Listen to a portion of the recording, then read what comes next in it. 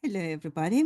This is for the course MATH1151 at University of New South Wales. This is for the algebra section week 9. Some questions that I'm going through the solutions. Now, first, I would like to remind you what is this all about, what we are going to talk about this week. We have random variables, and random variables are real valued functions for sample set. Basically, this is your data. Of course, data is a discrete. So we don't have the continuity in the time because you're getting your data at a certain time. Time 1, you will have a data. Time 2, you have another data. So time, with respect to the time, you have a discrete data.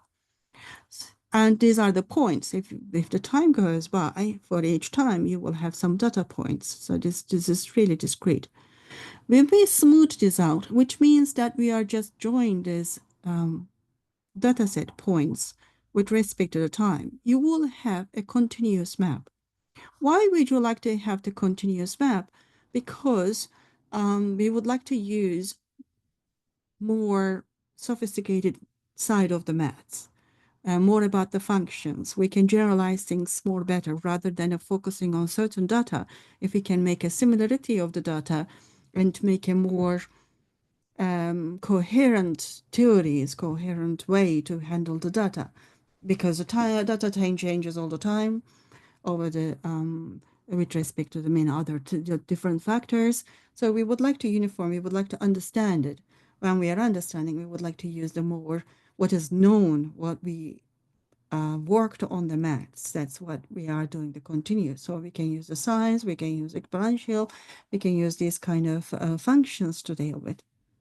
Okay, this is the differences between the concept and the discrete and the continuous.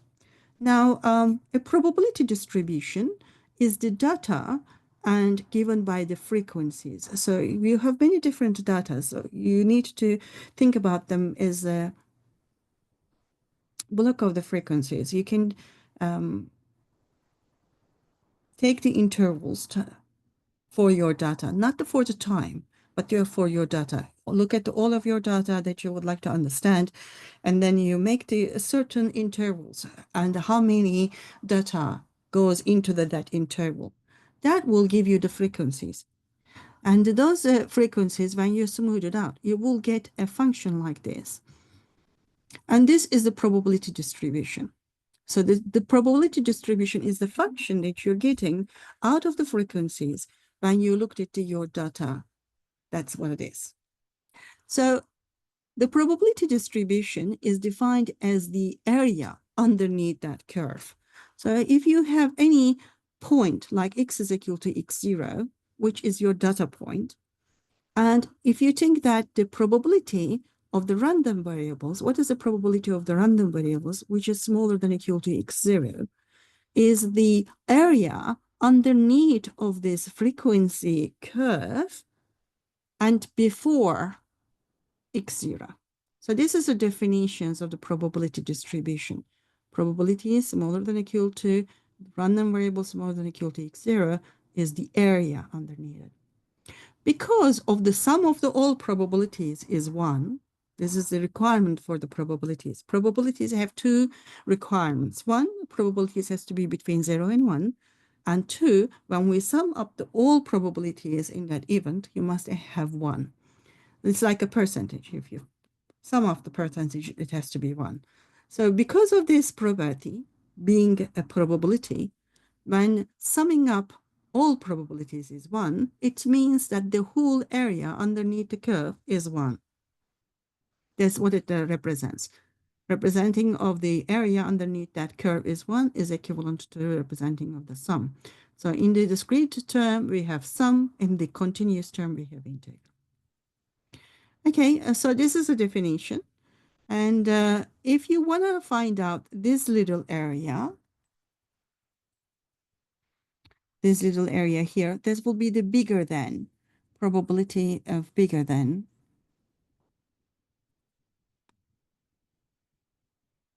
This will be probability, this area will be probability x bigger than x0. That will be just 1 minus probability of x smaller than or equal to x0. Now, if you turn everything into the continuity, which is this is the continuous time now, because you're turning your data points and you're looking at the probability distribution, then you're looking at the if you're looking at the continuous probability distribution, then this point, P is equal to X is equal to 0, is always 0. So what I'm trying to say is that the probability X is equal to X0 for the continuous case is always 0, because the area and the point is 0, right? This is why it is 0 in the continuous sense. This is just a definition. With respect to that idea, so the smaller than equal to or bigger than equal to doesn't make differences. So you can change this one or this one. It doesn't matter in the continuous change. But in the discrete probability distribution, it makes a difference. So you need to be careful with that. But in the discrete, we have more different tools to understand it. Okay, so that is the definition of the probability distribution. What is the mean and expected value? What that means?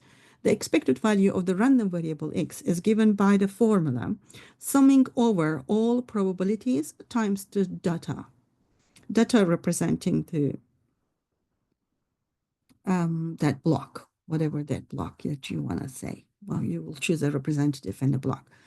How you understand this expectation and think about the a box, and inside the box you have particles, and the two particles is the states, and the probability that a particle occurs in that box is the probability that represents the probability associated with the state. And if you want to find out what is the next particle is going to expect it to occur, most likely is the expectation. That's what it means. Most likely expected value where this particle will appear is you're multiplying the all probabilities with respect to states. For each state, for each probability, you're multiplying and adding up. Then you're finding the a state that is most likely that the next time frame it will occur. If you take the all probabilities is 1 over n, if you have n items, n particles, and if you're taking just the 1 over n for each probabilities, and if you're adding up all states and divided by n, this is basically the average function. That is the mean. That is what you usually learn from the previous years. And the mean is the most used expected value, most used forecast value, and very important concept in probability and statistics. Variance. Variance is basically represents the rate of the change in a sense that what is the risk, for example. And variance and the standard variation are used in the risk in finance. Risk fluctuations in your data set is the variance. And this sigma is a standard deviation, sigma square is the variance. Variance of the random variable is given by expected value x square minus e to the expected value square. This one is mean. This one is the expected value square. This item here, you're putting the x square, e to the x square. This is another function. This is another sum. That sum is defined as the all probabilities times x to the k square. So you calculate this one for your data in a different place, and then you will subtract from the mean square. Then you will find variance. This is how you find variance for the data set. I will talk about the normal distribution next week because we have the questions for the next week for that ones. Let's solve some questions on those concepts. Here we have question 39 in algebra chapter 5 to question 39. The number of once in 100-year floats can be modeled by Poisson distribution. Find the probability of getting at least one once in 100 years float in a 100 years period. Find the float of getting at least one once in 100-year float in a 10 years period. Lambda, let's remind ourselves what was a Poisson distribution. Poisson distribution is given by the lambda, rate of the arrival. This is how the events, this distribution is used for modeling something that arriving at a time, like air flights or like a jump in the unexpected jumps in the financial data. Those things are modeled by the Poisson distribution. So lambda is the rate of the arrival. How many items arrives in the events happens, how many flights arrives, or how many cars arrives in a certain time interval. So the probability of the k events is the pk, as this is the probability Poisson distribution probability. Expected value to the lambda, lambda to the k divided by minus lambda. I think I need to have here is minus, that is missing. And you can think of this lambda as RT, and sometimes it is easier to see, to think of that way. We will see in the example why I want to do that. P is the k events in the interval t, with arrival rate is lambda. And lambda is basically the RT. R is the rate of the arrival. And rate of the arrival, this lambda is a rate of the arrival in the given time, like once in 100 times is the lambda. But where this 100 is important, right? So this is like R is 1 over 100 and T is the whatever this interval is. So either you will choose R or you will choose lambda. If you choose lambda is 1, but you need to think about the 1 in 100 years when you're solving the problem. And if you think of this way as an RT way, is R will be 1 over 100 because of once in 100 years. It's like a rate. It is, this one is like a number. It's like a time, is a whole number, and R is the rate. And T is the time for the interval that you would like to find out the probability. This is how it works. This is just a reminding what was the at least means. If you want at least 1, means that you have everything afterwards, right? If at least one thing happens, that's okay. If the 2 things happens, 3 things happens, 4 things happens. So at least 1 means that for all random variables x bigger than a was perfectly fine to find out at least 1.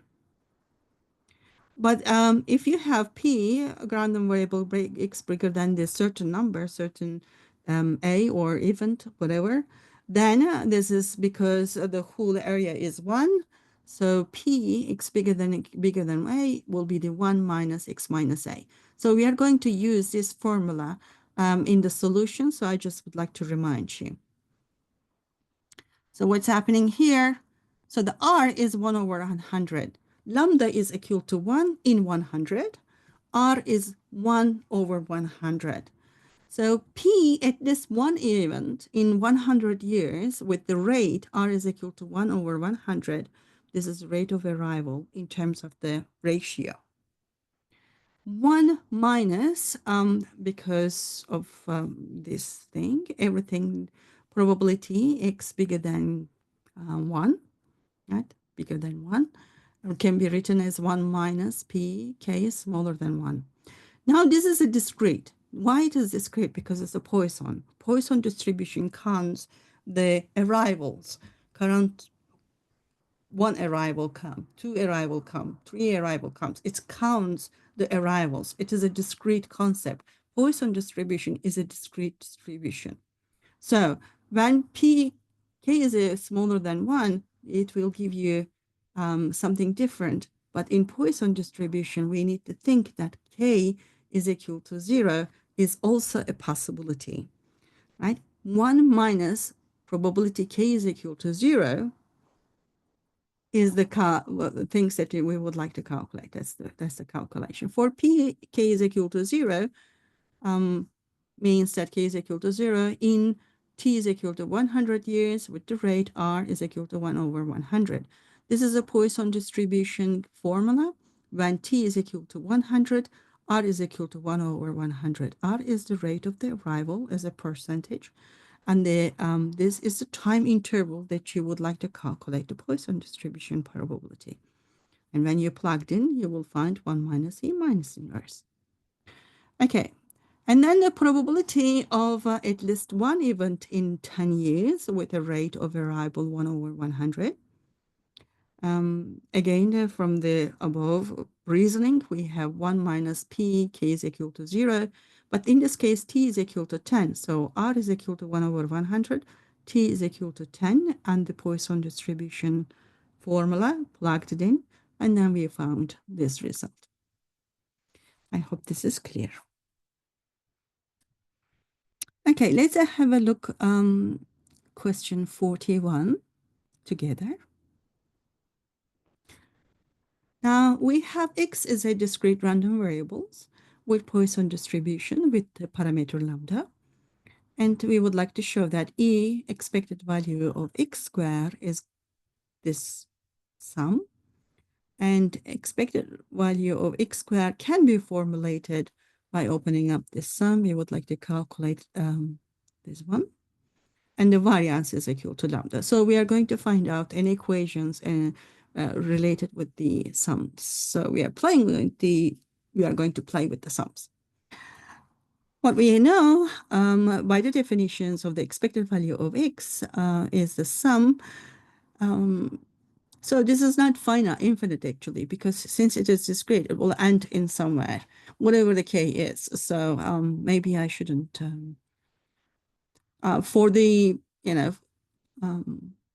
after certain state, you can think of that pk is equal to 0 or very, very close to 0, then it is reasonable, or it is really logical to be able to write it down that. If you put the x square instead of x, then you are looking at the k square pk. Okay, variance of x is equal to e to the x square minus e to the xx. Let's find out the first equality. So e to the x square is by definition x square p to the k. So probability of k is given by the Poisson distribution. So this is the Poisson distribution formula. And we know that k factorial is k times k minus 1. So this k here and this k times k minus 1, they cancel each other. So we have k here, that's k, and the k minus 1 factorial are here. So this is the solution for A. For B, we need to calculate e to the x. This is the formula for e to the x. So pk is this e to the lambda to k Poisson distribution probability. When we put x squared, we have k squared.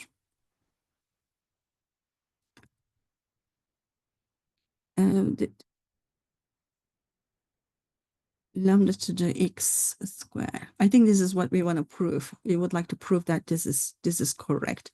So instead of the deriving it, I am I'm just writing down this in terms of okay, this is what I'm doing. I'm taking the one lambda out because I want to make it to get some stage is this equality. So I'm taking one of the lambda out, and k is equal to 1, k is out. So it starts from the k is equal to 2 to the infinity. I have k minus 1 here. So I'm changing the variable. K minus 1 is equal to L. So k is equal to L plus 1. If k is equal to 2, L is equal to 1. And k is infinity, L is infinity. So from here to here, I have 1 to infinity. K will be L plus 1, which is that guy. And the lambdas are same, but I have k minus 1, k minus 1 will be L. This is L This is L factorial. So this is how I got from this point to this point. Now, by the definition, if I put L, so I'm opening up this bracket. So this times this plus this times this. So when we multiply lambda L, we know that this is AX from the part A, and we left this sum. But this sum is exactly the e to the minus x, because e to the x is given by k is equal to 0 to infinity, k factorial, x factorial, 1 plus x, la, la, la, la, la. So actually, this is starting from the is equal to 1. So you have from here to here on corresponds this, and you have 1 left there. So for this one, the sum will be minus 1 of e to the x. So this is what I'm saying here.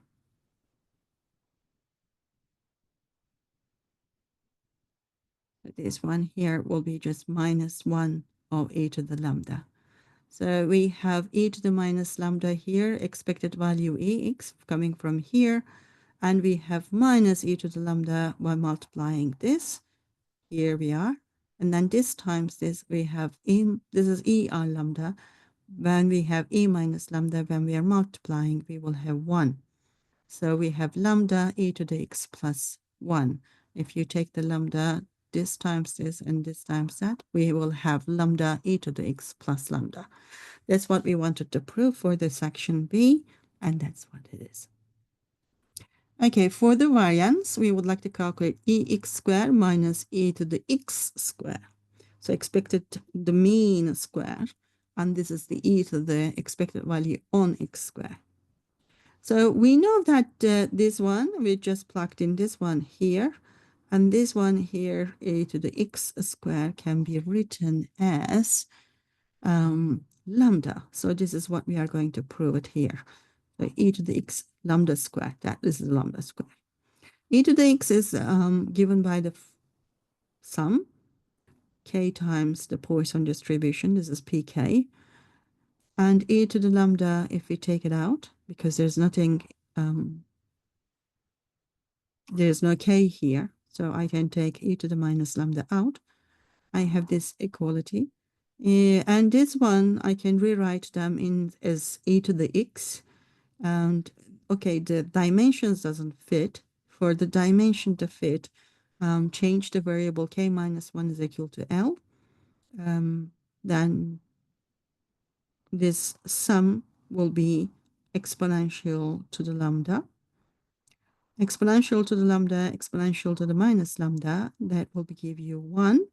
So the e to the x will be just lambda. So the mean of the Poisson distribution is lambda. You can take this, well, it is well known actually. You can just directly know it, and you can use it. If you know it before, you can use it rather than prove it. But I wanted to prove it here. It's a very simple few lines realizing the exponential functions. So e to the x is lambda, which means we are putting the lambda square here. But e to the x is lambda. This is lambda square. So we have lambda square plus lambda minus lambda square. So variance lambda will be, variance of the Poisson distribution will be lambda, the rate of the arrival. I hope that is clear for you. And let's have a look at the question 45. That's the last question that we are going to look at in this video. A die enrolled repeatedly. Find the probability that the third time a 6 shows in is on the 20th roll. Event repeatedly means that a sequence of the throwing a dice. We have 19 rolls, and these 19 rows, we must have 6 twice appears. And the 20th row, we must have the third one. Right? This is what it says. Third time a 6 appears on the 20th row. So it means that we must have 6 appears in 19 rows, and then the 20th should be the 6 as well. So since this is the success and failure case situation, we need to think about the binomial distributions. The success is the event when 6 comes out, and the failure event when the other number comes out. So the success rate is 1 over 6. So that's P. And the failure rate will be 1 minus 6, because the whole number, the sum of the whole probabilities is 1. 1 minus success rate always gives you the failure rate. So that's 5 over 6. By the binomial distribution, with k is equal to 3, n is equal to 20, that's what we need to focus on. Exactly twice 6 comes out in the first 19 rows means that we have a probability for this 19 over 2 combinations. Remember these definitions of the combination? This is the 19 factorial, that's what it represents, divided by 2 factorial, and 19 minus 2 is 17 factorial. This is what it is. So 17 factorial goes by with the 17, then you will have 18, then you have times 19, and then divided by 2 factorial is just 2, right? And then you have 9 times 19. This is what it is. Okay, 20th row, 6 comes out with the success rate 1 over 6, and with the failure rate 5 over 6. So the probability of the third time that the 6 comes out is the 19 choose 2, that's a combination. And this is the x to the k, 1 over 6 p to the k, right? This is the success rate over 3 because this is the 3 times. And this is the failure rate. This is n is equal to 20. And the 3 is the k. So that's the k. So this is the probability for this problem, right? So this is the giving you the probability of the 2 comes out in the first 19, and this gives you the probability that the third 6 comes out in the 20th row. I hope this is clear for you. And the question asked whether how we generalize it. We can do n minus 1, k minus 1, and 1 over 6 always that k, and 5 over 6 over n minus k. So you have the question in that case is what is the kth time a 6 shows on the nth row is this solution. I hope everything is clear for you, and thank you very much for participating.